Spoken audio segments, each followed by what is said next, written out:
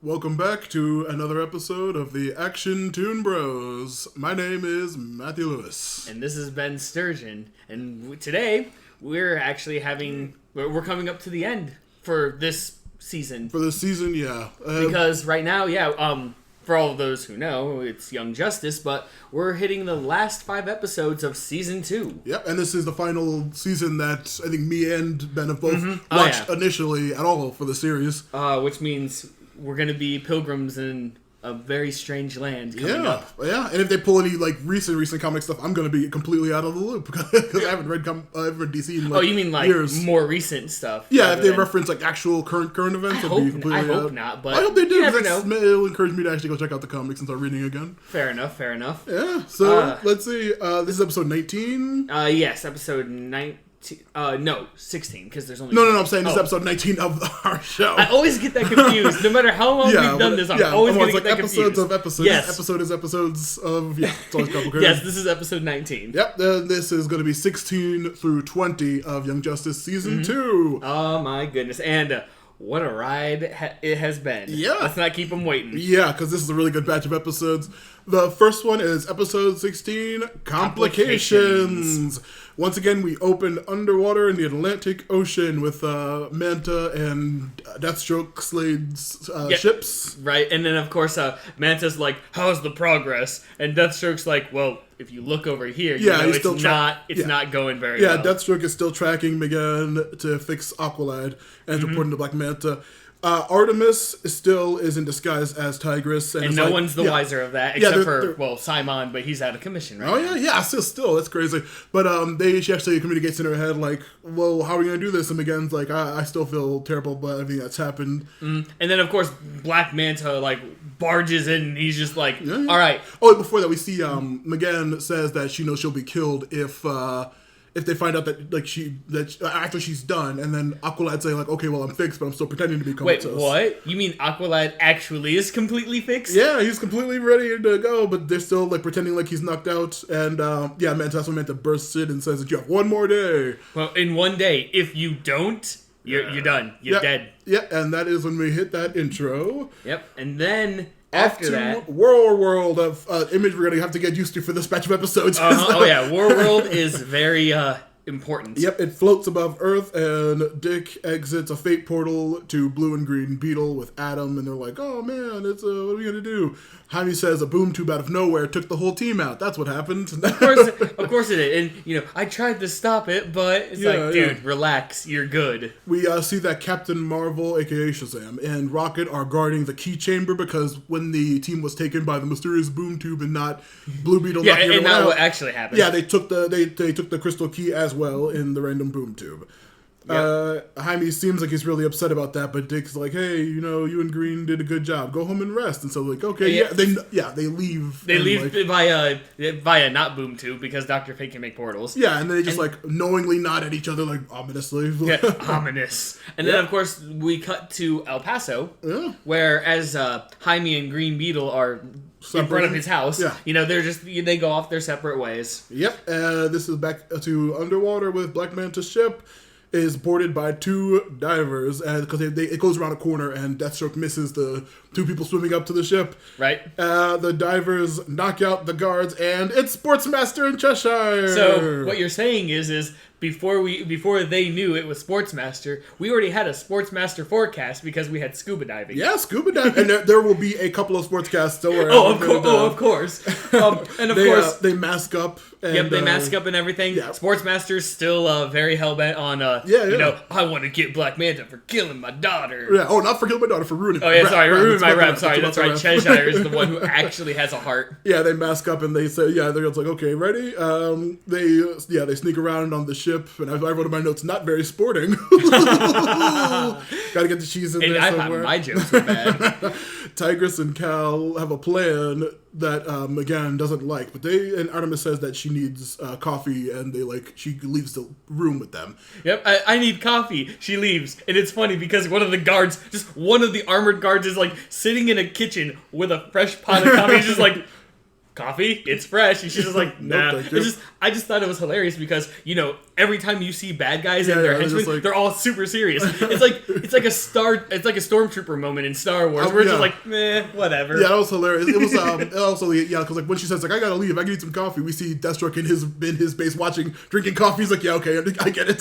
He's like, yep. Mm-hmm. I was like, that's great. That's awesome. Like seeing him being normal. Yep. So now she has to. I think the plan is she's leaving. Yeah, and a rando guard comes in and watches. Right. But the reason why Artemis is leaving is she wants to deactivate the collar. Yep, she's gonna deactivate the collars, but as the rando guard pops in, Cheshire out of nowhere knocks him out. Yep, a random Cheshire comes in. Yep. And of course, this isn't good because Cheshire found McGann. Yeah, and McGann's like, oh, and she tries to tell her, but Slade stops her powers entirely, which is not very helpful. Yeah, right.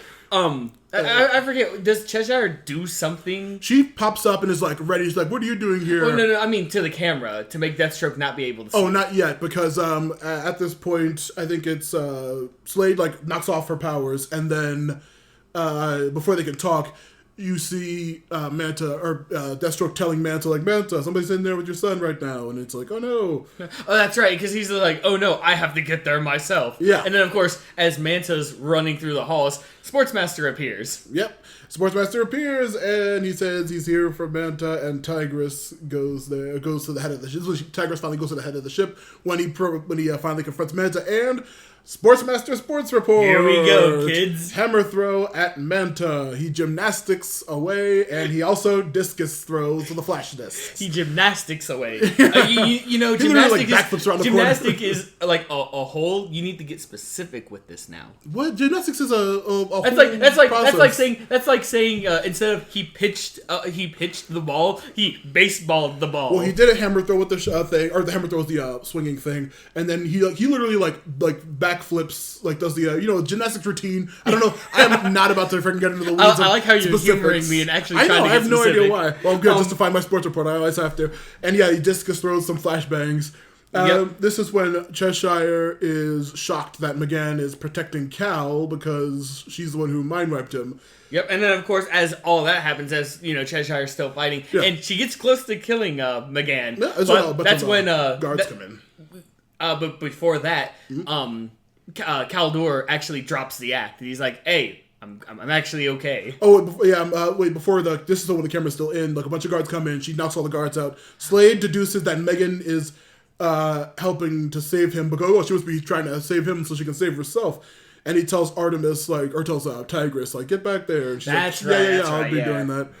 McGann uses, this is when all those guards come in, they knock him out, and McGann uses one of the guns to shoot the cameras. That's right, because she's like, I don't have my power, so pew, pew, pew, pew, oops, camera. Yeah. And this is when she's about to say, okay, no, what's going on is, and then Cheshire knocks her out. Yep, that's right, Cheshire knocks her out, and then Kaldor's like, okay, hold it. Yeah, you gotta believe me. And he's just like, no, she's like, I'm not gonna believe you, we're gonna fight. And we must fight. And then, finally back with Dick on Warworld. Searches Warworld for clues, classic Bat Family style. Right? I mean, because even though he believes Jaime, he doesn't fully believe. No, he believes it, but he doesn't know what happened. Right, yeah. I mean, because, you gotta find out the entire story of what happened. Yeah, and this is when he finds Tim's Birdarang with Blue Beetle nanites on it. What? Wait, Blue Beetle what? Nanites. That's what they're called? Like giant, I thought it was like the giant staples. No, it was the Birdarang that Tim Drake threw. Oh, yeah, because it actually did hit a beetle. Yeah, and it had little nanites on that. Yeah, right. But this is when we cut back to the ship.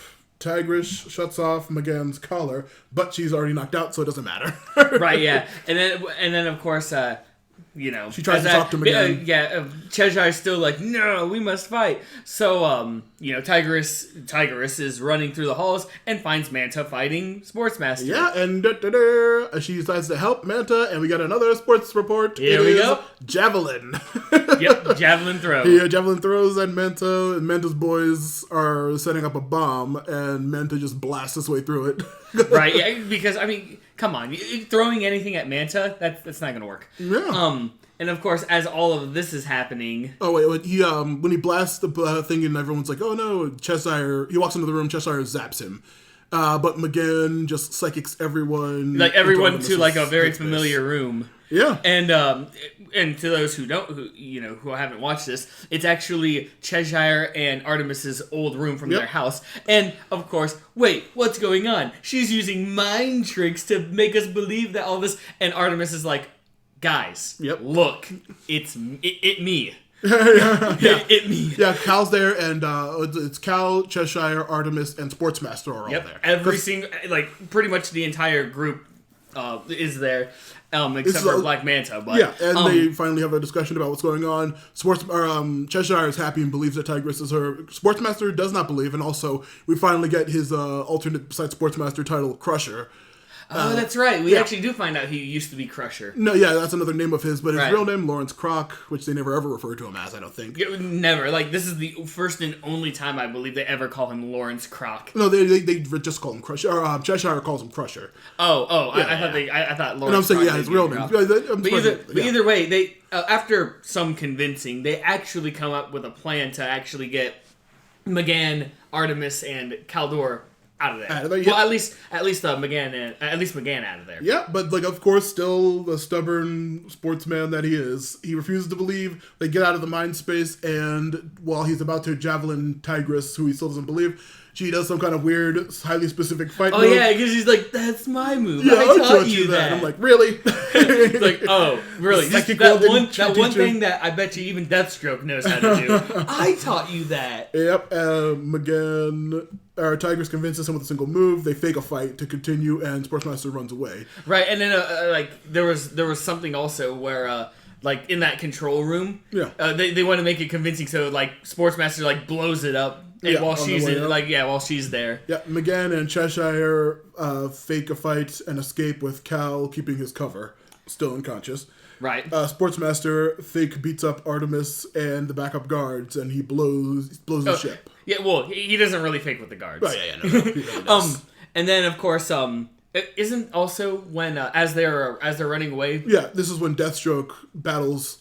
He's like, Artemis, help me take out Sportsmaster, and he's like, I'll take Cheshire. I'll take Cheshire. He's like, all right, and then nice fighting going around. And Artemis makes fun of Cheshire for caring about her. Like, yeah, he's here before his rip, but you're here because you care about me. And she's like, shut up, sis. You're just here because you haven't been babysitting your niece. It's a very cute little scene with them. Right. McGann, But yeah, and then finally McGann just pops up and just takes out Tigress and Slade easily. Yeah, very easily. Thank goodness she has her psychic powers. And then didn't she just mermaid her way out of there again? Yeah, Slade nearly gets her when she's showboating about it, and Artemis fight just gets thrown into him over and over again.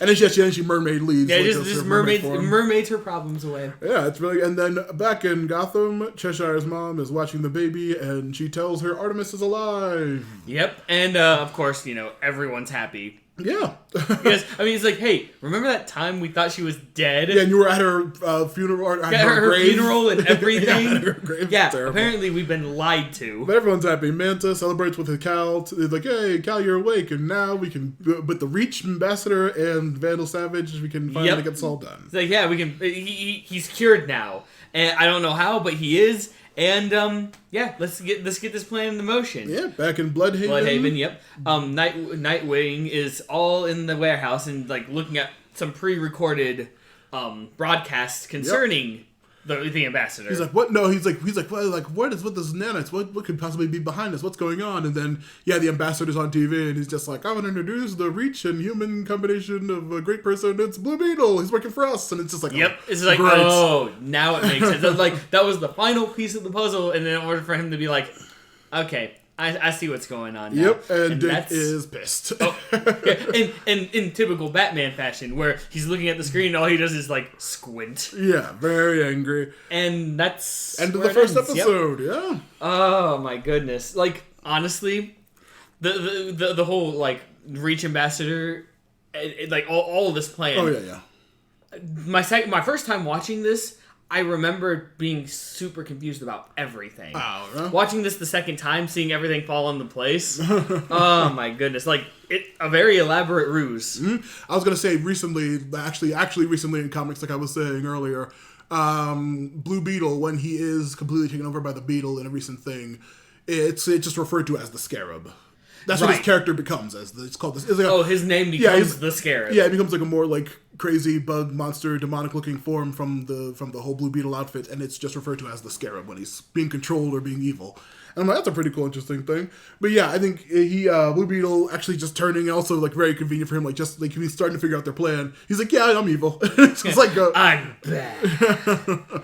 That was a nice little revelation. How dare he lie to me? Yeah, that was great. Dix is like, oh yeah, everything's falling into place now. What? My best friend's my enemy? How dare.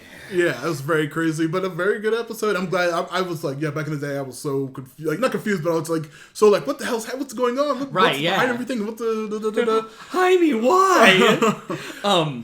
But now, speaking of really good episodes, the next one is actually probably one of my favorites because, well, we'll figure. Episode 17, The Hunt. The Hunt is on. You want to take us off on this one? Well, we're gonna start off in War World. Yeah. Oh wow, we're gonna see that in the intro a couple more times. Trust me. And the Reach is secretly like going, oh yeah, we're setting up shop and everything like that without everyone knowing. And of course, Black Beetle's like, hey, everyone's favorite Black Beetle. He's just like, why don't you just let me attack? Come on, I can get the key easily. Yeah. And the ambassador's just like, are you kidding me right now? We gotta save face right now. Yeah, they can't attack the Justice League. Taking over a planet takes time, dude. I know you're just a big guy who likes to fight. He's they call him Warrior. Is what they want. Warrior. They just call him Warrior. And then after this, this is when we see the team's equipment is in the hands of the Reach. And that's right, like because they're all captured by the Reach and all of their equipment and all that stuff. We see that they also have Mongol and Despero in chambers, along with the entire team. And they did they have Despero as well? Yeah, Despero was there with Mongol. I was hoping he would get out, but like they along with then we see the entire team of the Young Justice people, and they say that they lost 70 or 67% of their fleet in the fight. Right. And they say like, we have everybody except for one person, and we cut to Roy continuously evading the Reach guards and goons and with his tech, but he's unable to use the ship to get actually any real help. And honestly, I like this version of Roy when he's Arsenal. He's just really cool for some reason. He's just running around like, come on, somebody help out. Help me. Come on, we gotta do something. And that is when we hit the intro. Yep.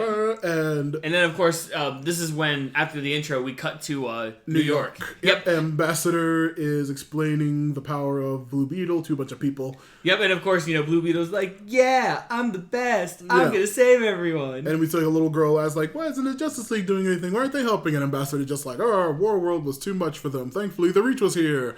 Yep, and thankfully the Reach is here, which will not bite them in the butt.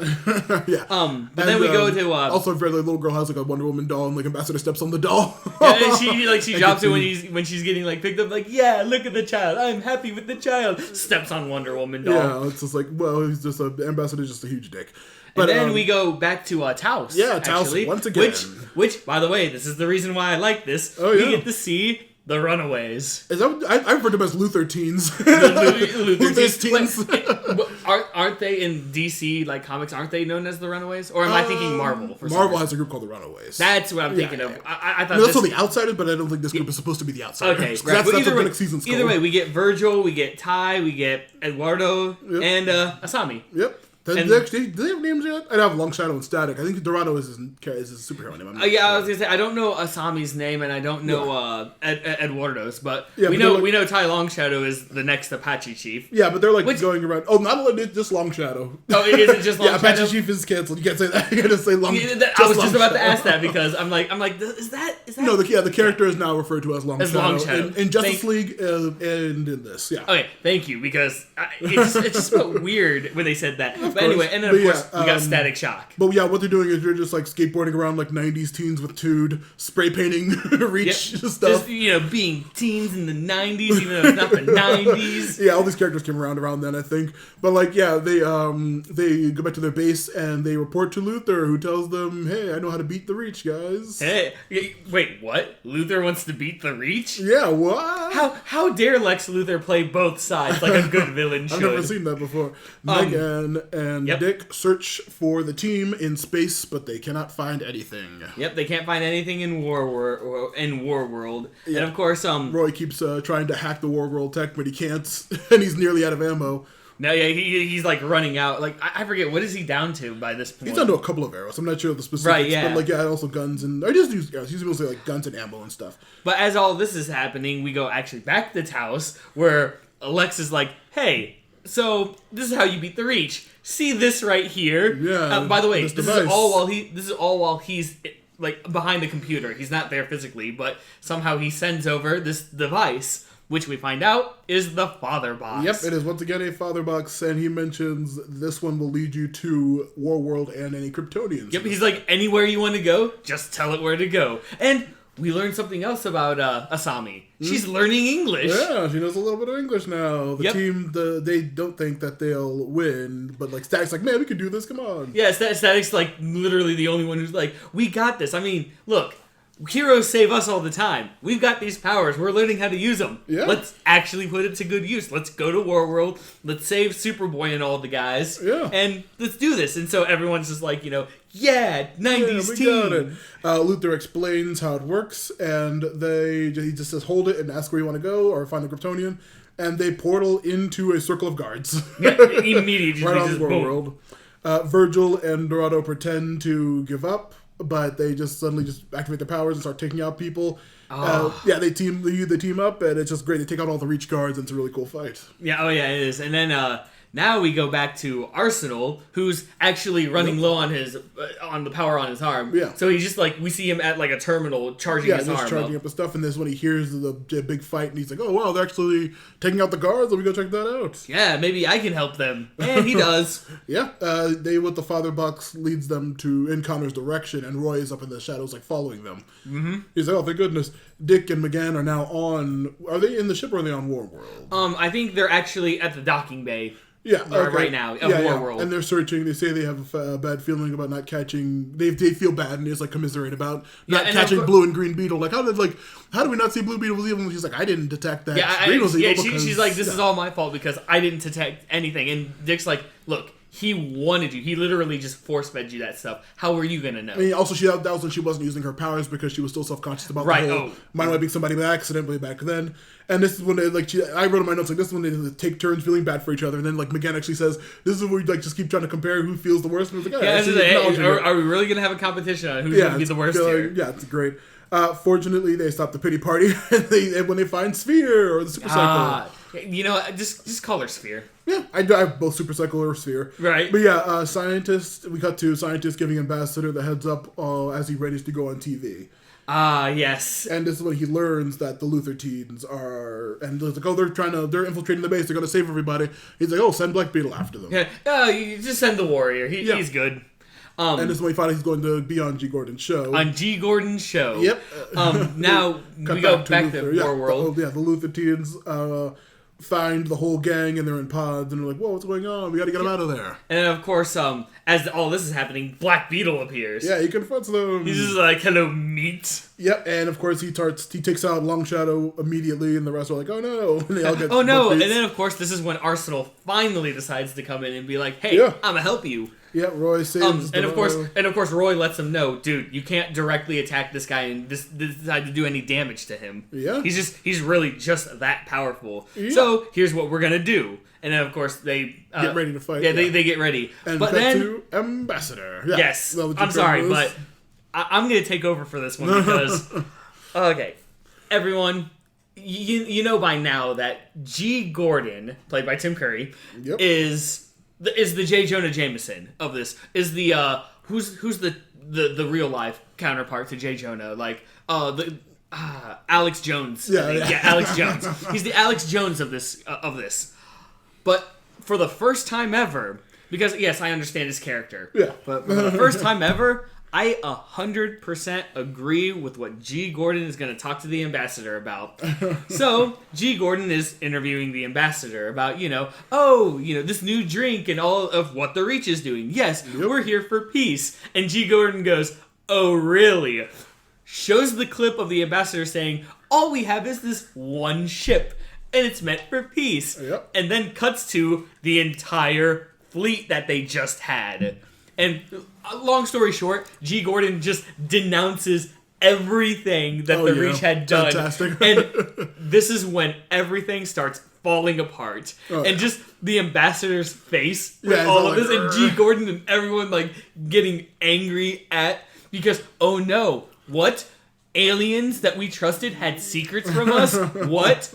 Justice League kept secret from us? And before that, no, actually, no one ever does this. What? The government keeps secrets from us? Yeah, it's a great little... This is like... I just found it hilarious because it was like a really great scene. How dare you keep secrets from us? He was like going through all the stuff that they lied about that he caught him. And did he also mention the Reach drink? Yes, because someone gave him the scoop on what was actually going on in the drink. Or did someone give him the scoop? Well, G.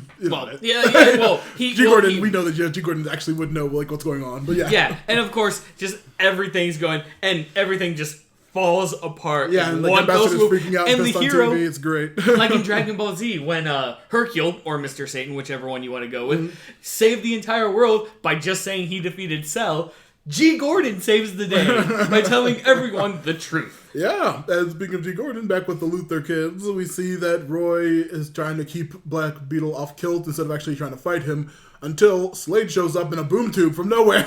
Yep. And snatches the key to Warworld. Because, I was going to say, that's right, we get this moment. Because he's like, I've got the key. Yeah, and they actually put up a good fight into Black Beetle, and then like, oh, you guys aren't going to beat me. And then Roy's like, well, I'm trying to distract you, as he frees Mongol. Yep, Mongol is freed. Yep. And in this moment, Mongol does not do anything except for attack Black Beetle. Yeah, and he's like completely just starts beating his butt, and they start fighting. It's great. and this is why you don't mess with Mongol. Everyone is like, put him off kilter, put up Black Beetle off kilter. Mongol shows up, starts beating the crap out of it. But anyway, it's fantastic. While they're distracted and like just having their huge Dragon Ball Z style fight in the background, they free the whole team and they get all their gear. And Roy's just like, where's the key? It's gone. We got to get out of here. And as they're getting ready to leave, Dick and McGann finally like show up and take out all the other soldiers single-handedly. All the other soldiers. All the other soldiers. But as the team's leaving, they're boarding, and Dick says, "Hey, the Luthor gang, you guys can join." And like Arsenal's just like, "Hey, Blue Beetle's evil," and like this one, Bumblebee's just like, "Well, he's evil. You literally screwed us over by opening that airlock and almost got us all killed." And then, as all of this is, and they also said that, after all this is, the Runaways are just like. Oh, before that, but like he's there after Bumblebee says you open that airlock and almost killed us all. Dick says, "This isn't the first time you've done this crap. You're off the team as soon as we get back." That's right. Yeah, that's what it was. And then you're like, "Hey, he just saved the Luthor kids are like, hey, he just saved us. Why would you kick him off the team?" He's like, "He's done this before. He's very untrustworthy. We can't have him around." And they're like, "Well, he saved us, so we're gonna stick with him, and we're not gonna join your team." And then and then they all they team up, and Dick's like, "Whatever, guys." Whatever. Leaves in his angsty little. Yeah, they Father Box out and take Roy with them. Right. Yep. And then this is when we actually cut back to their base, to the apartment base, whatever. Yeah. And as this happens, of course, Lex Luthor's on the computer, like, I see that you've successfully done your mission. Roy immediately is like, "Excuse me, you guys are working with Lex?" Yeah, and he immediately deduces the entirety of Lex's plan. He's like, "Lex, your whole plan was to use this team and just like destroy the Father Box, and like you're behind all this, and you're trying to play the Reach." And it's like funny, like he just figures it all out himself. Yeah, just instantly in that one moment. And then of course that's when the Luthor kids need to have a new name because they're like, "We don't need your help anymore. Bye." They destroy the Father Box and they destroy the laptop. And then it ends with them skateboarding off with their like a 90s Tude commercial. Just like, yeah! It even does a freeze frame. No, it doesn't. Yeah, no, almost does. I've slightly refrained from going that far. But yeah, they scoot off and it's just a big weird old school ending. That was great. The team was so weird. I love that team. When I've never known any of them except for Static. Yeah, except for Static, obviously, and Long Shadow. I was gonna say slightly Long Shadow, but only back in the day, Long Shadow. But all of that, seeing this group as they are right now, man, they are so cool. They have so much Tude. I was gonna say it reminded me of like what the heck was it? X-Men Evolution. Yes, that's like legit. It's, like people like don't like it because they like the original X-Men animated series. I'll say I liked Evolution the most of any X-Men property. Which, I mean, for me, the original X-Men is a very close second because I watched X-Men Evolution. Yeah. Oh my goodness, I loved it so much.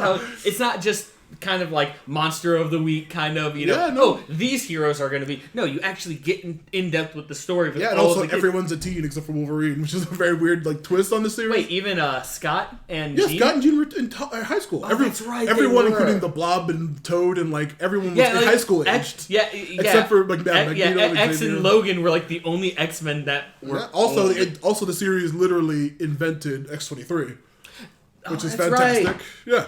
Which actually then became a staple. But now we're getting off topic because we're talking Marvel. But I like their whole like skateboarding weirdness reminded me of like Spike, that other original character that never went anywhere. Yeah, right. But like the skateboarding and the whole stuff, like this feels like it was written by people who like grew up in the 90s and like knew this weird old school style of like cool kid teens. Yeah. And of course, just the highlight of this episode obviously is when G. Gordon is like, I've exposed you. Yeah, that was fantastic. Oh, it was beautiful. I remember watching this. I'm like, oh, G. Gordon show, whatever. I know how this character's gonna go. Then he actually did a good, and I'm just sitting here. I'm like, you know what, Gordon, you and I, we can be good. We can be cool this time. But fantastic. But it only gets better from here, especially in this next episode. Oh yeah, this is a really good one. Yep. Episode 18. The Intervention. Intervention. Oh, but kids. We start off somewhere completely different. Oh man, in a more unique environment. Who am I kidding? We start off in War World. Yeah, opens on War World in space. Whoa. Yep, and of course, but we start off with Black Beetle and Mongol still fighting. And of course, as all of this is happening, Black Beetle is so far behind in fighting with Mongol that Green Beetle is like, I'm here to help. Yep, and they just immediately toss him into a pod, unfortunately, and they just capture him like real quick, and they're like, "Oh Jesus!" Yeah. Oh jeez. This again. And this is when they finally realize the crystal key is gone. What? Who could have possibly done that? This is when Black Beetle wants to take the chamber from the Justice League, but they still say, "No, you can't fight the League yet. It'll look bad if we fight them. You can't." Yeah, so that they're stuck with doing perimeter searches, and I love it because you can see the tension. Because Green's like, "Yes, we're doing our job," and Black's like, "I swear, the first moment I get, I'm gonna kill something." As they're talking, they say like, "Yeah, the Reach Warriors, they live to serve," as Black Beetle's all pissed off about.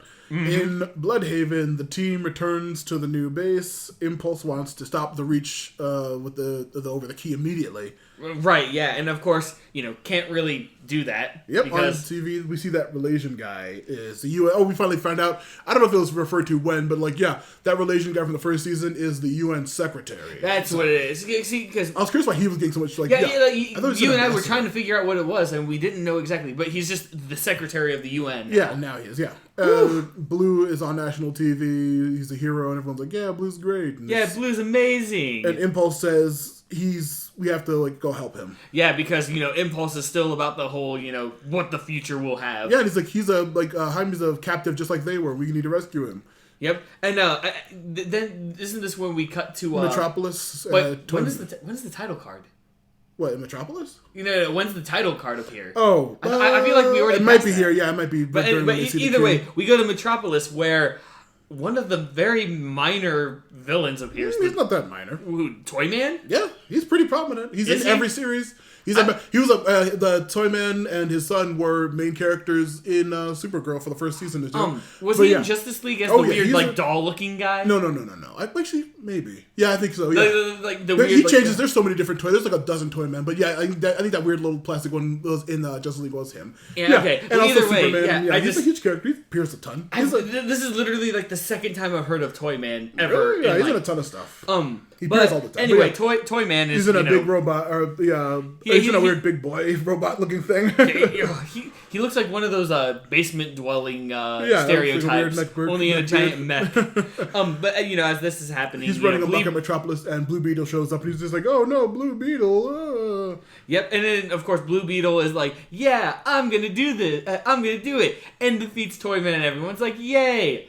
But we also get something unique that we've never gotten until this moment, as Blue Beetle is like, "Yeah, I'm here to save the day." in his mind, you hear actually Jaime going, like, dude, what's going on? Like, no, stop this. Don't do this. Yeah, like, stop waving. You look stupid. What's going on? Yeah, it's really funny. And then even at sometimes, when Jaime's talking, we hear the actual Scarab speaking to him as well. Yeah. And we learn that, well, the ambassador is literally remote controlling him. Yeah, he's literally talking through the Scarab and everything. Yep, like literally, yeah. From everything he says, every motion, yeah. This is what they meant by the Reach has full control. Is they literally are moving him like a puppet. Yeah, and we also see that the Beetle's reporting everything back to the Reach terminal, and we also see up in the rafter, up in like the scaffolding, Batgirl and Impulse are watching. Yep. Yeah, and we finally see in Poseidonus. Yep, in Poseidonus we get Megan and Lagoon Boy. Sorry, Lagoon. Yeah, Lagoon Boy. I'm sorry, I call him Lagoon Boy because I don't know what it is about him. I don't like this guy. I'm fine with him. Dude, look, you like the stuck-up characters. You always have. He's like, how's he Why stuck else do up? you like Black Adam? Right. Black Adam's the best. I've yet to see, like, except for that one moment in Young Justice when he got his butt handed to him and literally did nothing but Hulk smash people. Yeah, that's. I've yet to see his actual coolness. Oh yeah, you need to read 52, man. It's just him ruling a country. Back to the point. I'm about to go off. Don't even get me wound up on that. Megan wants to talk to Lagan. Yep, and just to talk. Of course, Angelfish. Let's talk. He knows what's up. And he's extremely awkward about this too because even everyone watching, even Lagoon Boy is just like, oh boy, something good is gonna happen. Not really. It's gonna be bad. But El Paso. Back to El Paso, where Jaime is pissed that Scarab keeps pretending to be him to his family, and he's like, I hate watching you try to be me to my family. It's terrible and awkward, and you suck. And this is when he actually gets ambushed by Batgirl. Batgirl snags him, and Impulse knocks him out. Oh, I was about to say, well, now I'm already going back to Black Adam because it's going to be relevant later in the episode. Here we go. But I'll stop. Yeah, she knocks him out, and Impulse knocks him away into the sky, and they're just trying to get him. There's this guy, the Batgirl knocks him out. He awakes, and he catches them both in Staples. And that's when Ambassador's just like, we should kill them. And then Jaime's like, what are you doing? That's terrible. And please this is not to. Is this when he's about to attack him, and then suddenly a blue energy ball catches him. That's right, and then you find out it's a rocket with Zatanna reinforcing it with magic and stuff. And of course, Rocket's like, oh wait, they the little comic nod hint when they capture him and the Scarab deduces what the ball is. He says this is from the Cooperative, which is Rocket and Icon's comic group. It's a group of aliens from their comic series back when Milestone owned them and not DC. The Cooperative, huh? Yeah, it's a group of aliens. It's the Citadel in Mass Effect. It's just like a big group of different alien races that work together that Icon reports to, and Rocket got her power and technology from them.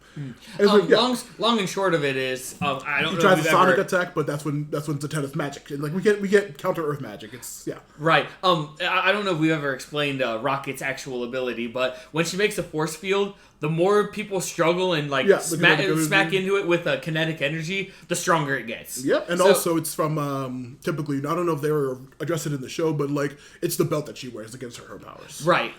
I don't think they have ever explained it, but you always see her using it's from that. The Cooperative of the belt. Yeah. But so every time Jaime goes to punch the wall and something like that, only makes it stronger. Yeah, but try sonic attack, and then magic makes that impossible too, and they can't counter the magic and the cooperative technology.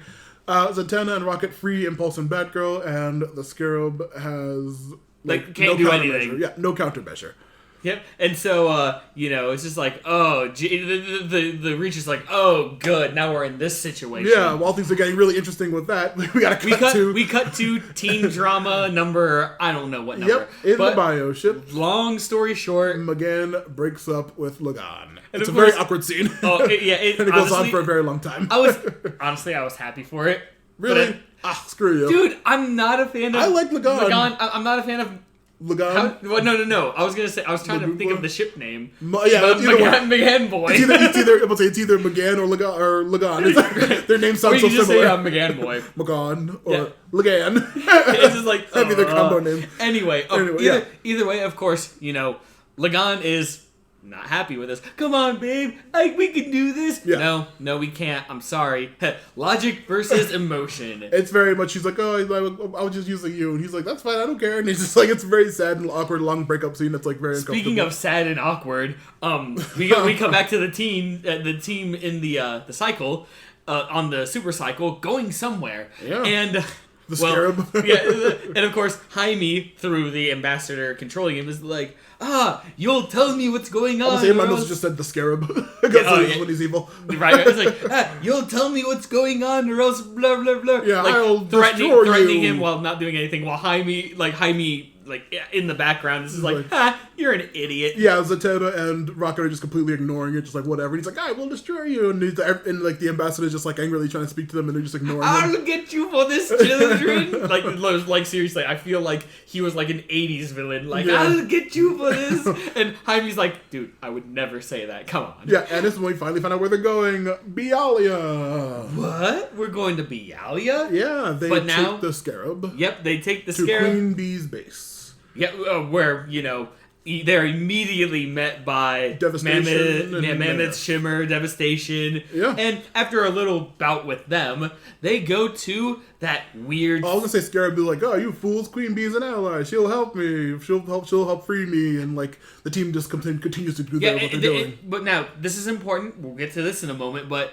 Like he said, the Reach is like, oh, Queen Bee's an ally. She'll help us. And yet they keep going without very much, Yeah, they're ignoring it. They're ignoring the beetle. They're ignoring the bad guys fighting it. Just like, whatever, gotta go. And they actually make it to their destination without much force. Yeah, without resistance. Yeah, without much resistance. We get a Rocket saying, like, how do you remember we got a little joke from Rocket to Zatanna about how she memorized all those backward spells so quickly, and she like did a little joke about, hey, maybe backward speaking is my native language. And just like, it's very funny, little weird off thing. But they find a big ancient tomb. Yeah, a big like tomb temple kind of thing. Yeah, and Zatanna is going to summon powers to stop the scarab. Well, not to stop the scarab, to pretty much like hard reset it. Yeah, hard reset the scarab, or how it was deactivated 4,000 years ago. Right, yeah, like using the ancient way of getting the Reach control out of it. Yeah. And, the scarab thinks that they mean to kill Jaime, and like everyone's just like, what are you going to do? And it's like, what are you going to do? It's like, you just chill, Jaime. Yeah. And let me take care of this. Yeah. So, like, Zatanna uses magic to, like, reconstruct, like, this giant, like, these scarab-looking, like, hieroglyph all these hieroglyphics on the thing. And just starts, like, meditating, chanting kind of thing. This is when scientists is like, this is how they must have disrupted our connection to the scarab 4,000 years ago. We don't know how this tomb is. We don't know how this works. We don't know what they're going to do. Then we see the big, giant, like light figure of an ancient Egyptian-ish looking woman, and that is Isis. That is Isis. Yeah, specifically the superhero with the goddess's powers, who is Black Adam's wife. Yeah. Now it all makes sense why you were just like, Yeah, Black Adam will be relevant, because in 52, he gives portion of his power, like how Captain Marvel gives his power to all of his siblings. He gives a portion of her power to a woman that he's in love with. She takes up the name Isis and helps fight with him, along with a Black Adam Jr. kid who's really funny. But, like, yeah, he's a very interesting character. But, like, he has a whole Black Adam family. And, like, yeah, Isis is part of that with him. And that's the goddess's power who they use to reset the scarab from the Reach. But before they succeed, as you just see this this ghostly woman appear... Yeah. Green Beetle appears and is like, I'm gonna stop this. Yeah. And of course, there's a nice big fight with, like, even, like, Beast Boy turning into, like, all these different animals. Yeah, that random lizard we saw, like, while they're flying in, it's actually Beast Boy and undercover. And, like, they use the Martian weakness of fire to try to stop Green Beetle, but he phases through the floor. Beast Boy drops on him like a big elephant. Yeah, it's a crazy cool fight. Yeah, it's amazing. And then we Bumblebee blinds him, and Wonder Girl finally shows up and joins. As the ambassador's like, what the heck's happening? Yeah, what's all this? And then, after some more nice, wonderful fighting, it actually, they get, like, they throw Green Beetle over to where Jaime is, because Isis, now that we know that it's Isis, like, she does this, like, big barrier-looking thing, like, blue barrier-looking thing, and Green Beetle and Jaime are put inside it, and the spell is complete. Both Green Beetle and Blue Beetle are officially free from the Reach. They are now hard reset completely. Yeah. Oh, I was going to say, is Impulse down here fighting with them too? Yeah, as I say, Impulse is here. Like you said, Wonder Girl makes an appearance as well. Yeah, even Bumblebee's there. Yeah, and like the big giant lasers are going around and like Impulse is knocking people. Did they have like a bunch of Reach soldiers show up? Yeah. I believe that or it was like Bialian troops.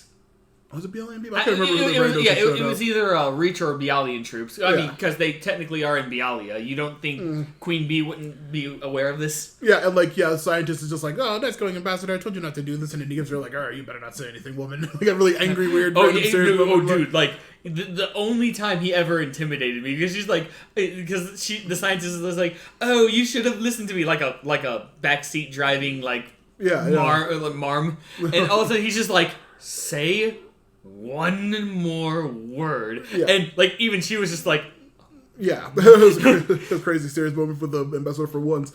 But now Baorzum, as he's called, and Jaime are finally back to their senses. Yes, and then of course we cut back to Bloodhaven, and they say this time for real, and they're all happy. Yay! Everyone's great and happy. Then we cut to Bialia. Remember that time I said that there was no resistance? Oh, well, before that, we see they leave before we should get out of here before the goons get back, and they explain how they learned. They go back and like, okay, well, we finally get the shout out to old school OG Dan Garrett's Black Beetle or Blue Beetle, who had the Scarab way back in the day in comics. Yeah, right. Yeah, and they pass how his apprentice was Ted Kord, who never got the Beetle to work. This is all like in the comics too, to say right. Direct. And so OG Dan Garrett had the original Blue Beetle Scarab and had all the powers. Ted Kord just used technology and was like a regular Batman like superhero who couldn't use it. But he found out that it was alien when Dan Garrett thought it was magic. Right. And then this is when the light killed Ted Kord, and the Beetle flew onto him when he was about to reset it. Yep. Yeah, and that's how it connected to him. And this is when they finally go back in Bloodhaven. There you go, because we do get all of that. Mm-hmm. And of course, Green and Blue Beetle are like, yes, we're free finally. Even Impulse is happy about all this. And of course... Oh yeah, like everyone's happy, like, yeah, we did it, but Lagan's all like, who cares, I'm pissed. She broke up with me. And, this one Lagan's like, ooh, where's Connor? And like, Dick's like, oh, she's on a date with Wendy. And he's like, oh no, I broke up with Lagan for nothing. And I'm like, I was like, again, you broke Lagan's heart. Right. But now we cut to back Bialia. to Bialia. Now, like I was saying earlier, there was no resistance when they just walked in. Yeah, and they beat Devastation and Mammoth and Shimmer pretty easily. Queen Bee appears and sees like devastation in them. She's like, I should be upset with all of you for failing me again. However, we now know that this exists. Oh no, she doesn't say. She says, well, you guys lost the fight like I told you to. Oh, she told them to hold back. She's like, "Oh, you guys told fortunately, you guys lost the fight, like I said, and now we know what this thing is." Yeah, now we know what this does, so now we can continue the plans for the light. Yeah, it's a light scheme once again. Bum bum bum. And then that ends the episode. Of course, the light is always behind everything, and they always get their way. At least in this universe, it's crazy, but yeah. Well, I mean, with masterminds like Vandal Savage, Ra's al Ghul, Lex Luthor. Yeah, that's right. It's Ra's al Ghul. We gotta be snobbish about it. Yeah, you're right. You're right. Queen Bee just always like, we never get to see much of her doing like actual. Well, yeah, because she's mostly like Lex. Where Lex we actually see his interactions. Yeah. Queen Bee just works in the shadows. Of course, just has her goons doing stuff and exactly. She's a queen. Of course, she has her goons doing everything.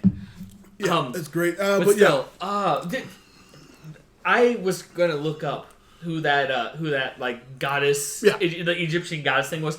Now knowing that Isis, because I've only heard very few things from you, like you talking, because Black Adam and all that. Yeah, it's like she basically she has like wind magic sometimes. It's a character who's on Legends of Tomorrow now recently. Yeah, but like I of course I hate that show to death. But like she's all right in that show. Like, but it's it's kind of a title that's passed down from people.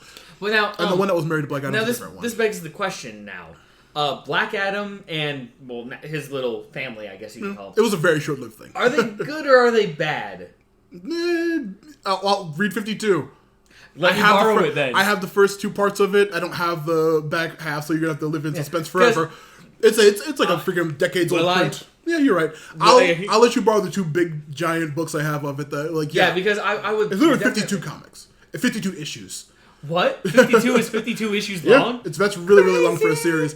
But, like, yeah, it's an amazing thing. But, yeah, Black Adam's whole story, it's a bunch of different stories going on simultaneously. But, yeah, his with Isis and, I can't remember what the little Black Adam young Jr. It's not Black Adam Jr., but he has a different, like, a different Egyptian name. Because all of Black Adam's gods are Egyptian. Segment. Yeah, well, I'm about to spoil something, but it's a great series. Definitely read it, everyone who's listening. Isis is fantastic in that. She's a highlight of the terrible garbage Legends of Tomorrow TV show. I'll say that much. Yeah, but, I'm afraid to watch any of the live action DC shows. Yeah, I'd be very hesitant to suggest any of them to you. Maybe Black Lightning because it's fantastic, but like, and maybe Batwoman too. But the rest are all pretty jank. But back on the subject of good DC TV shows. Yeah, I was gonna say, speaking of jank, things go down today. This is my favorite episode of the batch, I think. This one is? Yep. I can see why. For those of you wondering, episode 19 Summit. And we start off in Santa Prisca. Yeah, I wrote in my notes, not War World, exclamation mark. Right? Santa Prisca Underground. Yeah, you know, see, in the last episode that we covered, I should have just built it up for this one right here. Nope. Anyway, so we're in this underground cave. Yeah, Black Beetle and Slade are in a lit underground base confronting each other like, we're knowingly. Yeah, and this is when we see the light and the reach. Yep, the light and the reach. A summit. Yep, everyone's there. And of course, they're just like, all right, now we can begin this conversation. Well, before that, Black Beetle's like, I want masks off. Oh, that's right. He's all about, let us have the masks off now. Yeah, and everyone's just like, what? But like, they try to step to him, but then like Savage is like, yeah, let's do this because Savage is there. Yeah, because. But do you have a list of other people, or because I don't have a list of like specifically who's there? Right now, in the light at least, we have Vandal Savage, Ra's al Ghul, Black Manta, and the Brain, as well as Kaldor. There's another bald guy back there who gets revealed later. However, I was actually getting there. Oh yeah. For extra security, they have Tigress, the bald guy who's Ubu. Yep, I've also explained who he is and Miss Yomala. Miss Yomala, yeah. And Ubu if you don't know, Ubu is just a henchman for Ra's al Ghul. More like the right-hand man. Yeah, he's like his sidekick. His sidekick is muscle sometimes. And we're talking like when he's first introduced in Batman the Animated Series, he's just like, Ubu's like, no, knave, you let Master go through. Yeah, Ubu's a very weirdo. Think of I Dream of Genie, only a big muscular man who doesn't grant wishes and just punches you in the face. He's a real weirdo. But yeah, they say Black Beetle's like, masks off, and I'm like, hey, why does Black Beetle keep his mask on? Even though I guess it wouldn't matter. Right? Then all the douchey rando like level 1 guards that are with the Reach don't have masks on either. Well, I mean, they're not important. They're probably like stormtroopers. It wouldn't make a difference. Yeah, it wouldn't absolutely not make a difference. But of course, so I'm like, hey, you guys will take your masks. There's a little bit of tension going on. Oh, and on the other side, Ambassador, Scientist, and Black Beetle. And Black Beetle, and then a bunch of randos. But yeah, of course, there's a little bit of tension going on, and Vandal's just like, hey, they want us to be trusted, right? Yeah. So let's just do this. Yeah. So they all remove Slade takes his off, Tigress takes hers off. I don't know who else has masks. Those two? Black Manta, Black Tigress, Manta, Tigress. I don't know if Kaldor's wearing his Black Manta No, he's mask. not wearing anything. And Deathstroke. Everyone else, no one else wears masks. I think everyone else was. But anyway, now Ambassador's just like, hey, wait, why isn't everyone here? And it's like, well, our more public members, meaning Lex and Queen Bee. And Simon, I guess, he's still unconscious. Well, yeah, as I say, no one cares about Simon. Yeah, they're out of commission, but I'm about to say, Simon's voice actor just reminded me that he does Joker and a bunch of people in Alan Tudyk does a bunch of people in the Harley Quinn show, which we should talk about. But we'll get there. That's a different distraction. But yeah, all the public members like Queen Bee and Lex are not here, and this is when the Ambassador is just like, how the League got access to that weird base that Queen Bee was supposed to be protecting, and like, lights control. They took 2 of our beetles. What's going on? Is this when Cal? This is when Cal shows up. And that's when steps up. Kaldor is like, hey, this is what happened. But Black Beetle's like, excuse me, but you're not important. Yeah, and of course, Vandal's like, whoa, hold on now. He's a member of the Light, and also he suffered more than anybody has when he had his mind wiped by the League people. So he gets to talk. Yeah. Well, really just throwing it to me now. Only, Savage says he can because he sacrificed so much, and we can hear his voice. Also, he led the security detail for the operation as well. We hear from Cal. He explains that the Light didn't know what that place was and how important it was to the Reach because the Reach did not tell them how long the Beetle was here. Yeah, that's right. Because don't we also like find out that the Reach has been here for pretty much as long as... the Beatles were sent like approximately 4,000. Remember they said like the Reach sent Beatles were to here, a bunch of different planets. That Beetle was here for 4,000 years. That ISIS magic must have deactivated it back in the day. And this one scientist once again steps up like, "Hey, I told you guys," in front of everyone, and you're just like, "Shut up." Hey, shut up, lady. Yeah, she does. Manta agrees and says, "Ambassador planned poorly, and it's his fault, and he messed up."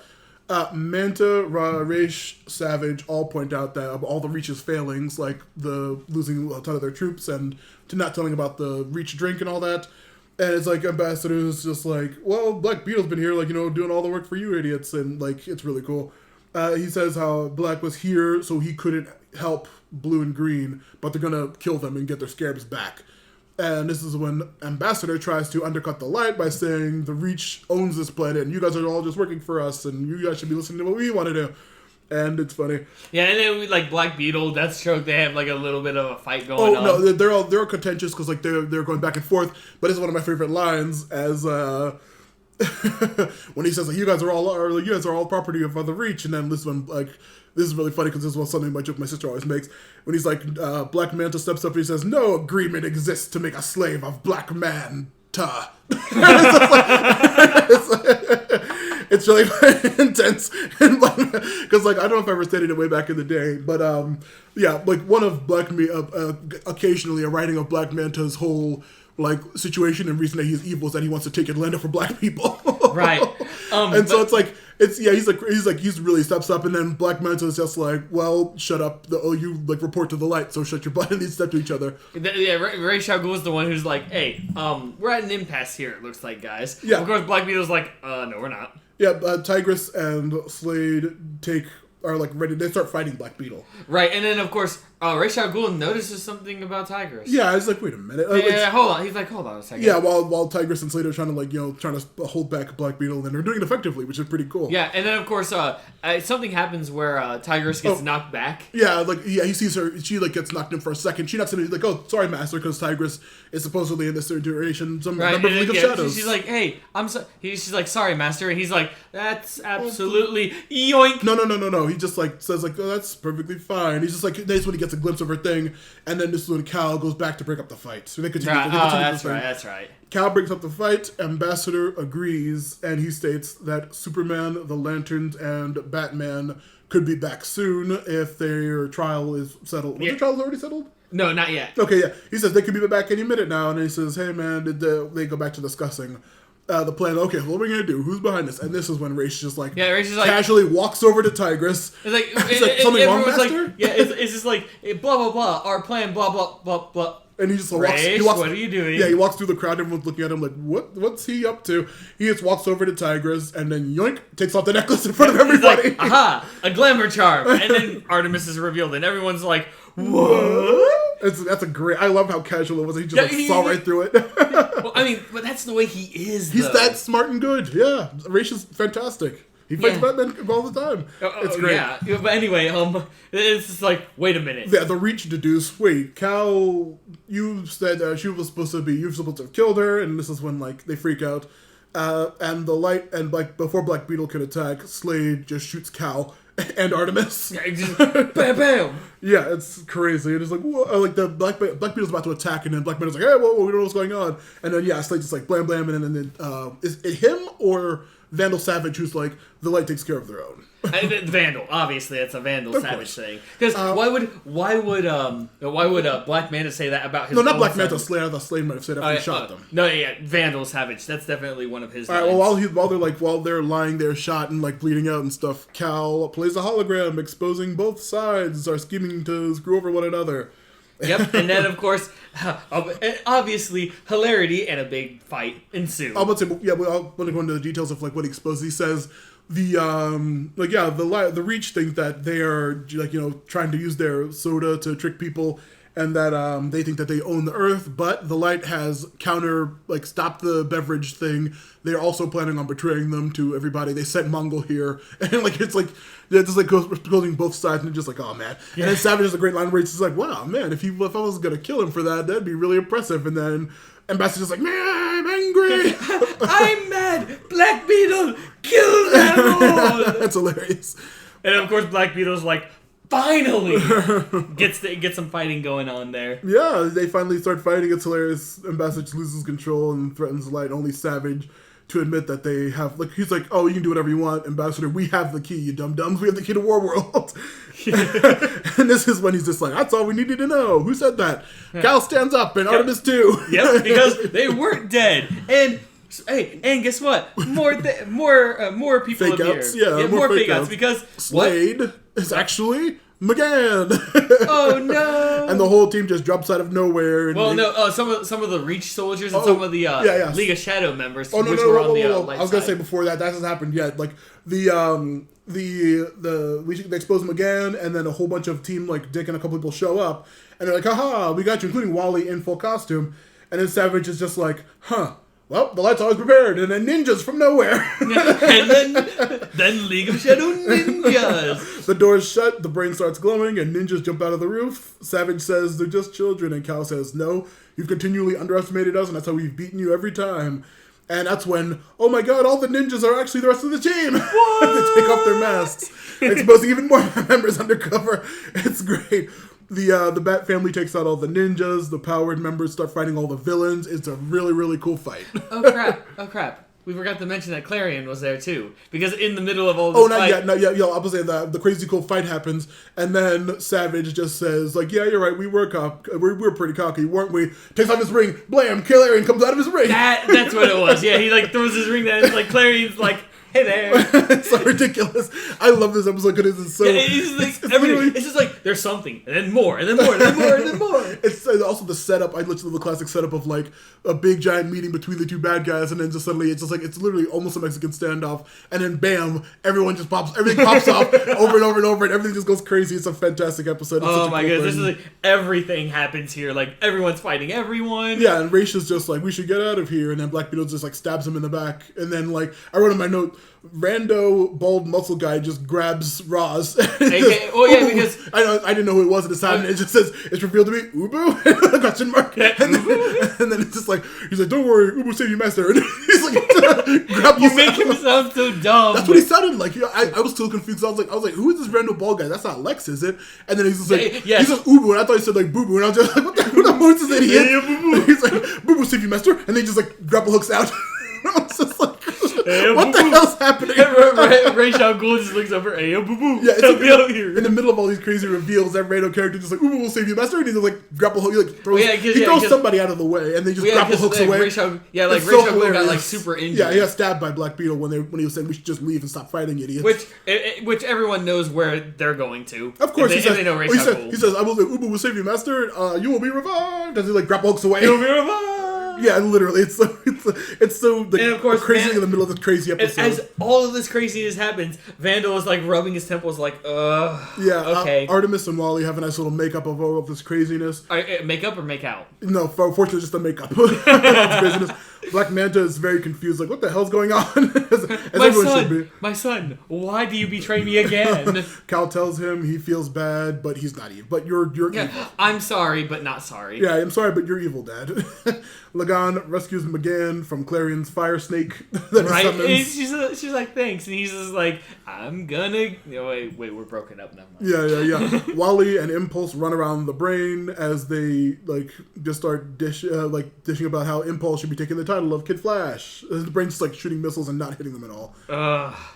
More, like, funny, like, stuff from Black Manta about like, oh, you can't be soft in this world if you want to be a free man. It's just like all this heavy stuff from Black Manta now out of the series. I'm like, come on, really at this point finally bringing up all the weird Black Power stuff around his character. Yeah, and as all of this is happening, and Cal finally defeats his father. Yeah, finally. It's an awesome fight because we actually get to see like Cal using like the water magic and the Black Mana being amazing. Yeah, it's really cool. As all of that happens, the ambassador and the scientists are like, okay, we gotta go. Sorry, we're hastily retreating. Yeah, we're completely we have no powers and we suck, so we gotta run away. And Black Beetle's just like, can't let you do that. Blue Beetle. Oh, that's right, Blue Beetle. Yeah, Blue Beetle just staples him to the wall. Blam, blam. And it's just like Black Beetle refuses to free him. That's right, because that's when it's just like, Black Beetle, save us! And he's just like, yeah, Ambassador, you're not a good leader. You, on the other hand, saves the scientist. Is like, you I have use for. Yep. And this caveman throws her over his shoulders and it just flies away. Cal is sulking that his dad, that like, they got away. Like, oh, we lost. The Black Beetle and scientists got away. And they're like, Dick and Wally are like, what are you talking about, dude? That was hella great. We won. We did great mission. Everyone's fine. We stopped a ton of bad guys. This is a fantastic success. And like, Cal, you're the leader again. And everyone's just like, ooh, that was great. But this when Beast Boy comes up and chastises Dick. He says, no more faking anyone's death for at least a year. It's like, right. That was hilarious. Yeah. Enough of that baloney. Don't ever do it again. Yeah, and he hugs Artemis because he's happy she's finally back. Everything's happy, but back on War World. Wait. You mean to tell me that War World still gets to be in an episode? The one episode that didn't start on War World ends on War World because the goons, the rando goons are taken out by a boom tube. Oh yeah, because we get to see Black Canary, Captain Marvel or Shazam, and Black Lightning. Yeah. And guys, you want to know something about Black Lightning? He shoots Black Lightning. Yeah. He was in the episode with Despero. He popped up for a second. Oh, that's right, because he did use his power in that one too. Yeah. The rich goons are all taken out, but yeah, they're taken. Did they get picked up by a boom tube or they like sucked away or something like that? I can't remember what happened to them. I can't remember, but Canary, Black Lightning, and Shazam all fight Savage. Yeah, because that's right, because Savage went through like a chaos portal because Clarion's like, and then they appear, and then they're like, bad guys. Ah! Yep. In the Watchtower now, Dick gives control back to Cal. Yep. Aqualad is back in action. And this is when a boom tube pops up, and all the heroes, Canary, Black Lightning, and Shazam just fall out of the portal, and War World flies off, finally leaving Earth's orbit. And the intros. Oh no! The Vandal Savage has control of War World now. Yeah, what'll happen? But fortunately, UN Secretary Zhang, the relation guy, and Captain Atom exposed the Reach on TV. Finally. Wait, they exposed them again? Yeah. Because G. Gordon totally didn't do that already? Yeah, they finally disavowed them. They better give G. Gordon a medal for that. He deserves it. But anyway, they're like, oh, the Reach. Not only are they exposed, but they're leaving for good. Yep, and this is when final scene, Black Beetle and scientists commiserate over losing their invitation to Earth, because the importance of them saying that was like saying you're no longer invited on Earth, because now the Green Lantern Corps is going to be after them in a second. So they're like, okay, we're screwed. But Black Beetle's like, oh, are we?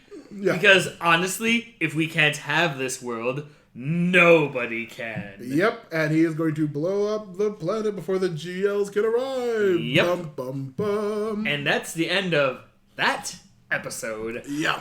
Oh, wow. I'm with you. Like I said, I can see why this one is your favorite because just that entire scene in Santa Prisca, just everything happening.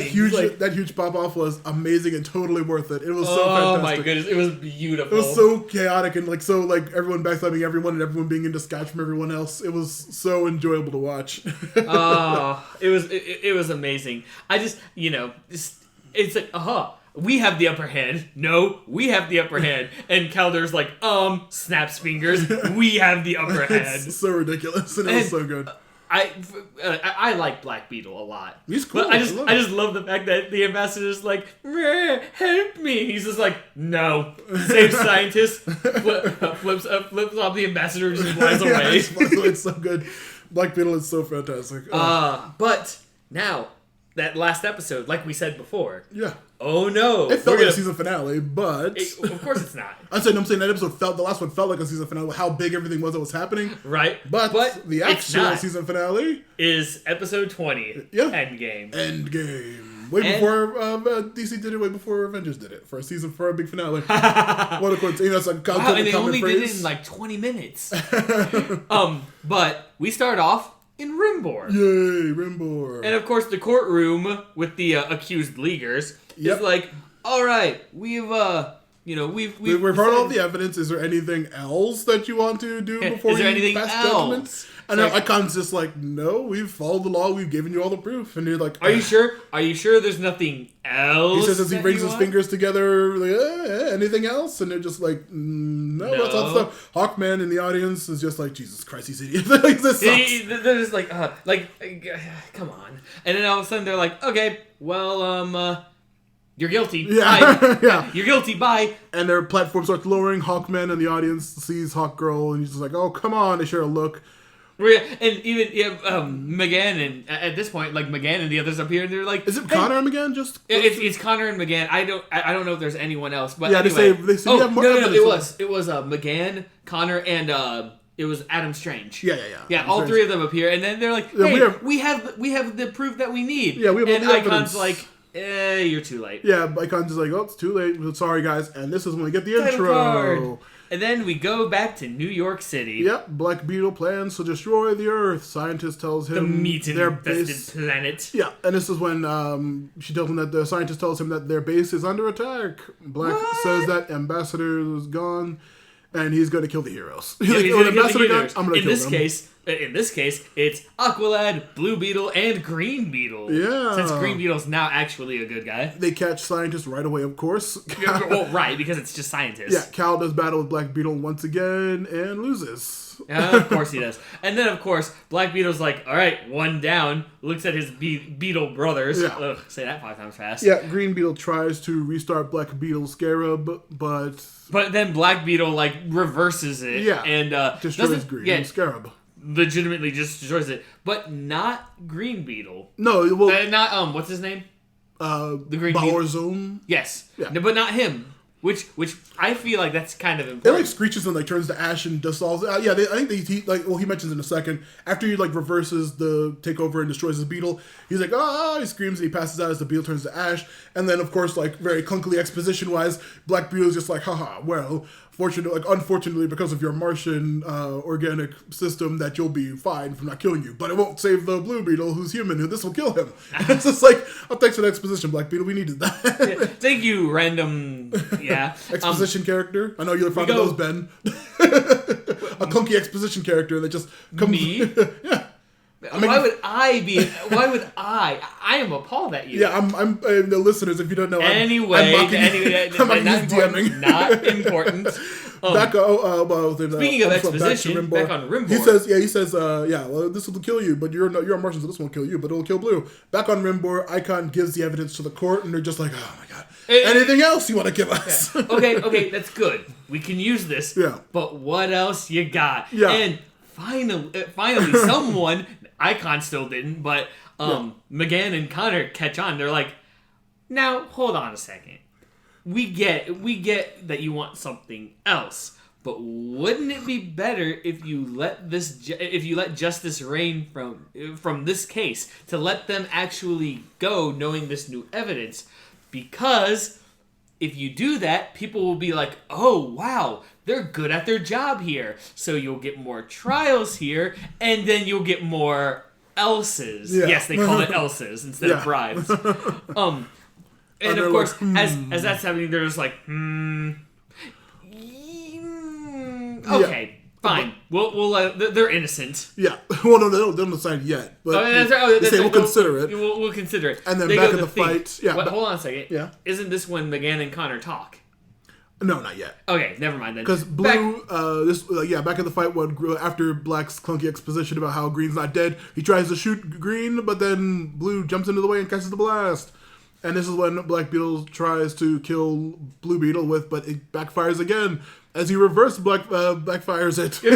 Blackfires it. Black, black, black One fire. Black Beetle blood, only black blood. Yeah, and then he reverses it, and I thought, like, he killed Black Beetle, because the same thing happened with him, going back to regular big Reach soldier, but a generic... Is that what he is? Yeah, he's Reach. Okay, because I know the ambassador and the scientists looked at... I didn't realize that's... Like, literally what they all... I thought they were just unique leaders. No, that's what they all look like. They're like Tau from Warhammer. Why can't they be like people where they look different somehow? They do look different. Scientist doesn't look like Ambassador. He's like way bigger than Ambassador does. They all have weird greenish blue skin. Yeah, they're like Tau from Warhammer. Anyway. Blue, they stop him. They learn the Earth destruction plan is starting just now. Because Black Beetle had these weird...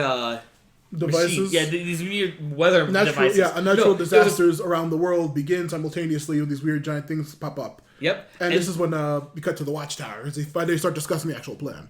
Yep. They deduce that they're messing with their magnetic field generators placed by Black to destroy the planet's magnetic field. And they're causing all kinds of natural disasters. We see a robot and two scarab-looking robots, like accompanying all of the devices around the world. Yep, and as this is all happening, as they're trying to figure out what to do, they get a call from Lex Luthor. Oh, I believe before the Lex call, though, Blue says there's no fail-safe, there's no way to reverse it, and each of those robots is as powerful as a Scarab Warrior. And then, from the UN. From the UN, Lex Luthor calls and says, hey, saying let me have this line. I have a way to Deus Ex Machina this way. Yep, the Lex anti-reach virus. Because he's so good with names. Of course, LexCorp's anti-reach virus. This is when we cut to Rimbor as McGann apologizes for ruining Connor and her's relationship.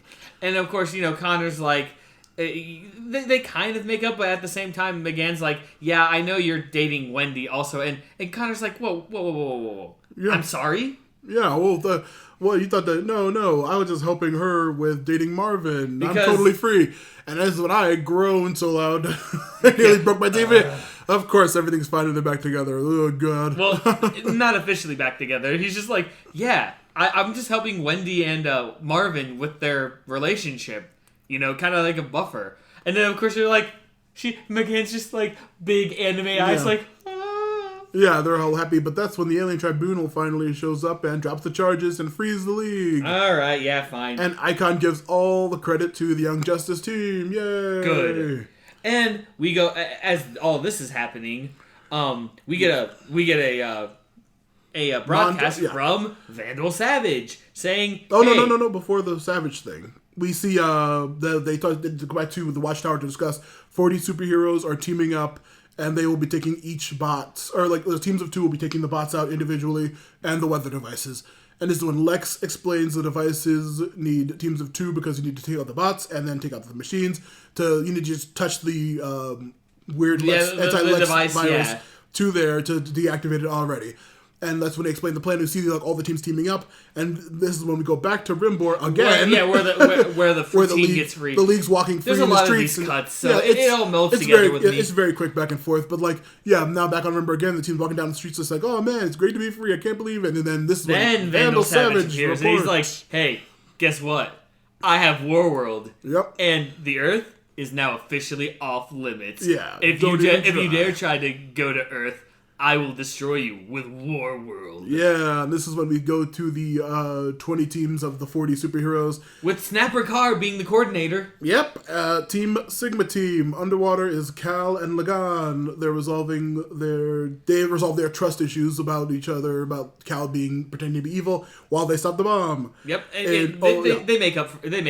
And Omega Squad in Paris is Wally and Artemis having their romance talk about stopping the bomb. They stop the bomb.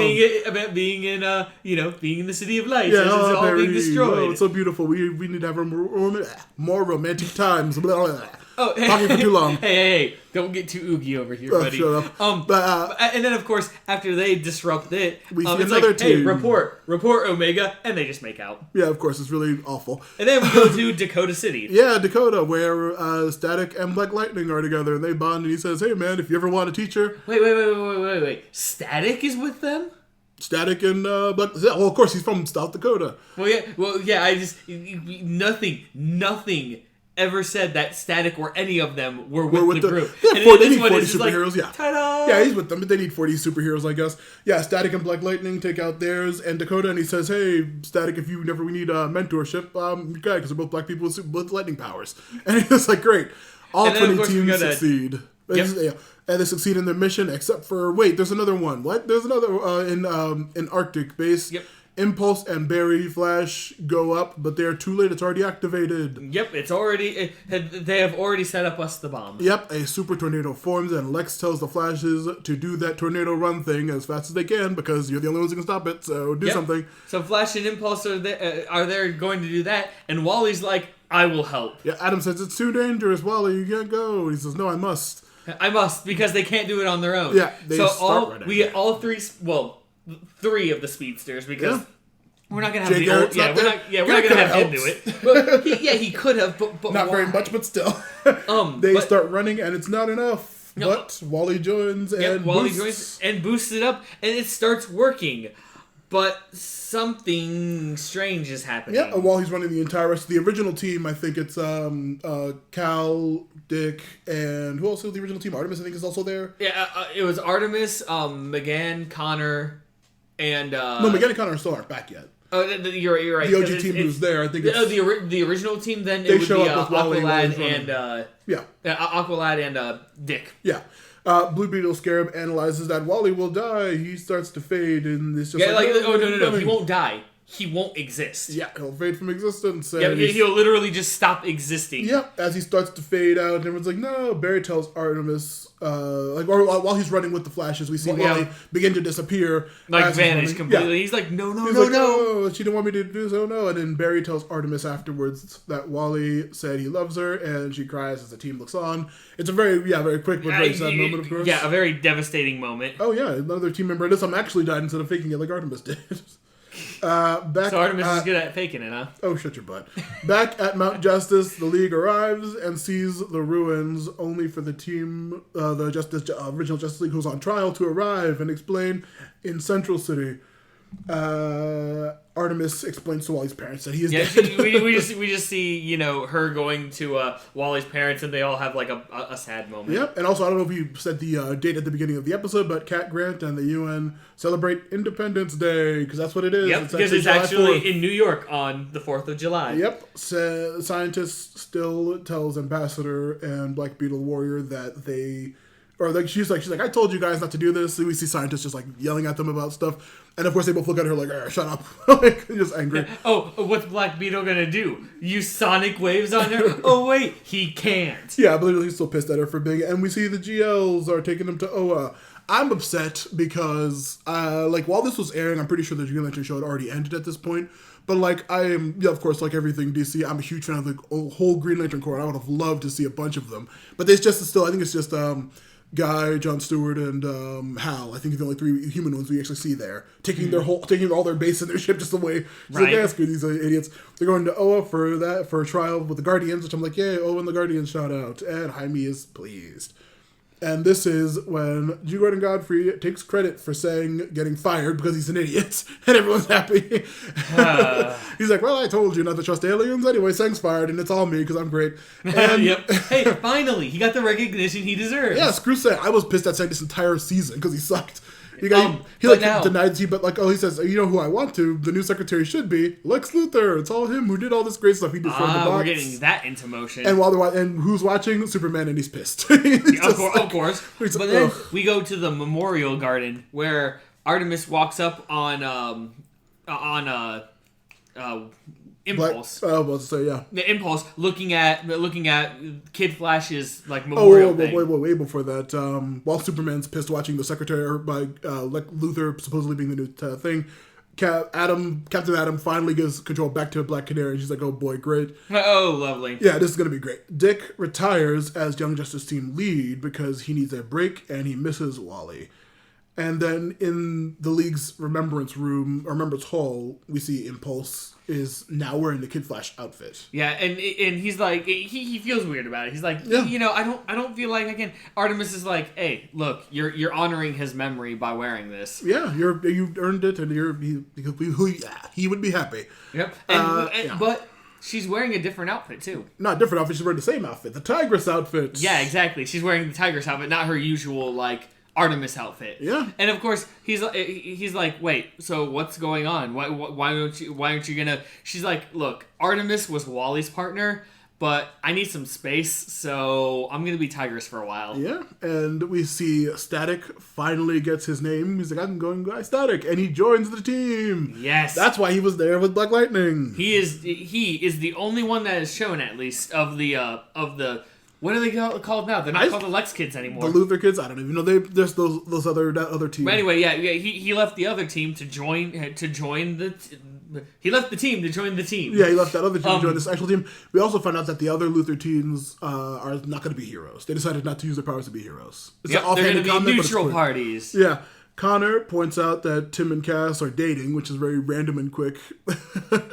Yep. And McGann and Connor seem to be getting closer once again. It's just like, oh, great, those two back together. Tim and Cassie I'm more interested in because that's really bizarre.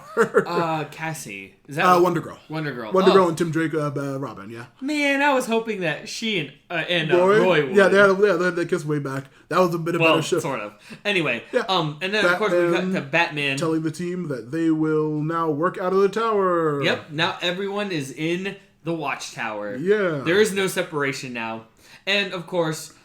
as all that said, they're already getting their new missions. Yeah, Cal starts dishing out the new orders, and Dick watch on approvingly, like, yeah, he did it. Yep. And that'd be a nice ending, except we go to another world. We have to end. But first we have to end ominously. Apparently. We see Warworld once again, as the last couple episodes started. It arrives slowly on. Apocalypse. And of course, as this is happening, we see Savage and G. Gordon Godfrey what? meeting Desaad from way back with the New Gods and Darkseid. And of course, immediately as Darkseid looks at Vandal Savage, they do like the handshake that's actually on the wrists, and then business as usual. Yeah, and I'm just like, yeah. And that is where season 2 ends. Yes, I am so happy. I absolutely love Darkseid. I love everything Apocalypse. See, and like I've seen enough promo art to know that season 3 is about Apocalypse and like Granny Goodness and the Furies, and I am so hyped for it. I love Apocalypse. I love all the evil new gods. They are all great. Yes, when I saw Darkseid, see, I'm not big on DC like you are. Yeah. I don't know as much. I know more about Marvel only because of the cinematic universe, obviously. But the moment, every single time I see Darkseid, first off, I know who it is, of course, and secondly, I just know something bad's gonna happen. And it's going down. And it's not like Marvel with Thanos, which. But Thanos is cool and all. Yeah, he might lose, he might win, who knows? But like, this is like this is like the DC version of Thanos, but better because he doesn't just try like he has multiple plans. You get to see sometimes he's good, sometimes he's bad, sometimes it's just like with Darkseid you never know. Darkseid, he just has his hands behind his back, standing ominously. He doesn't even throw a punch because and he just Omega sanctions, beam. Yes, the Omega sanction. That is the biggest thing. He never throws a punch unless he's fighting Superman, and that's only occasionally. He just stands there, just being like, "Yeah, I'm like the most powerful new god there is, probably." So don't even try. It's great. Oh my goodness, it's so good, and I love Darkseid. I'm so hyped for next season because so am I. Like we stated, both of us have not seen this new season at all. And I am so hyped for it. Dude, I'm so hyped. Now that we finally done this episode, yeah, I can't wait. Me too. I'm probably gonna I don't know how I don't know how you take notes, but I'm like taking notes as I watch the episode, pausing every second to write down what's happening. I'm probably gonna watch the entire season and then go back. Nope.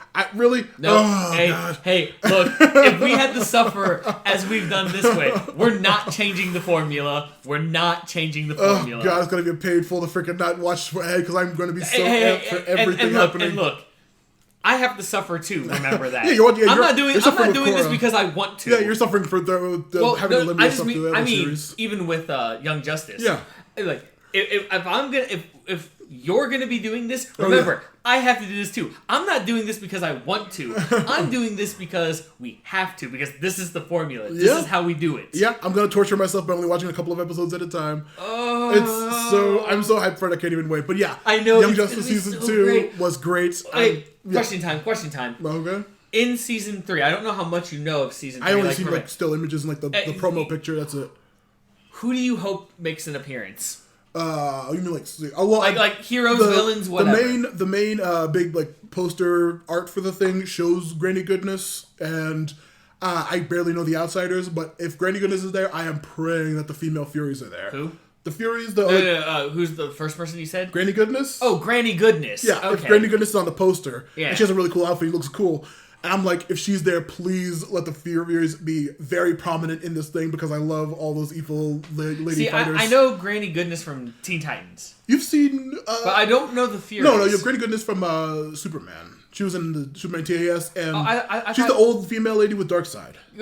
I know who she is. I'm just saying, I don't know who the Furies are. The Furies are every time she what the hell, like that stomp of that huge one who's with it. There's a whole bunch of them. There are a bunch of like female new gods who are from Apocalypse and just evil, and they work under her, and they're all different like gimmicks and stuff like that. But like they're really cool. They were in TAS and they were in Justice League. Yeah, you're right. When you said the old lady you're right. I was thinking of someone completely different from Teen Titans. But anyway, with you, when it comes to villains or maybe not as villains, I want a prominent role for the main man. Oh, Lobo? I want a prominent role for Lobo. I will, no spoilers, but I did see that Lobo does make a return in this next season. Good, because that's not really funny. Like a funny. I know he was hilarious in Justice League. Yeah, but this one, the one episode we got, he was actually really cool. Yeah, also decent on the Krypton TV show. But the other group, I guess, that I kind of want to see make an appearance at least, or maybe some of the members. Yep. I want to see the Titans. The actual Teen Titans? Like the actual Titans. They're mostly all there. Oh, you mean like the team from the animation? Because like everyone like from Wonder Girl and Beast Boy are like always on the team, and Dick's always on the team, and like Cyborg. I'm talking Cyborg about, I know is going to show up too. Yeah, I'm talking about like Cyborg, Starfire. I don't know. Even Raven, maybe or maybe not. But yeah, because I know Dick and Beast Boy obviously were in this before. I want to see the other members. Cyborg I know is going to show up in this series. I know that. I don't know about anybody else. Yes. But yeah, I'm super hype, and I absolutely love all DC stuff, and I'm really glad that this season was so good. Seeing it again for so long, it felt like watching it for the first time. So I'm looking forward to actually seeing all the stuff for the first time for Young Justice season 3. Whew. Yeah, this was like I told you at the very beginning of this episode. This was a trip. Oh yeah, it was really good, and I love DC so much. Everything just wrapped up so fine, and absolutely, so good. But now we got to close out this episode as hyped as we were for all the stuff. Right. Because all good things come to an end. Plugs for you, Ben. Remember, this is going to be coming out like the end of January, probably. Right. And honestly, I've given up on the whole Facebook page and everything because of my personal life. Until that changes. But at this time, I probably might have something. But right now, I don't have anything. So okay. Well, for me, the Forgotten Minotaur King podcast. Check that stuff out. Matthew List Podcasts on Twitter. Matthew List Podcasts on Patreon and YouTube. Check them out. Donate. Speaking of Patreon, do you have any shout-outs? Any patrons? Yeah. No, not yet. Okay. Well, I didn't know. I know you mentioned. Also, I have to like add a tier for getting your name shouted out on the podcast, which would be a whole other thing. But like, yeah, we'll just in the meantime, still trying to build that up. Right. But other than that, this is Ben Sturgeon. This is Matthew Lewis, and make sure you. Make sure you what? Keep it sleazy. I was literally lining you up for the shot. My goodness. We still don't have another catchphrase. I was trying to. Whatever. Bye. It's a podcast discussion time. Bye.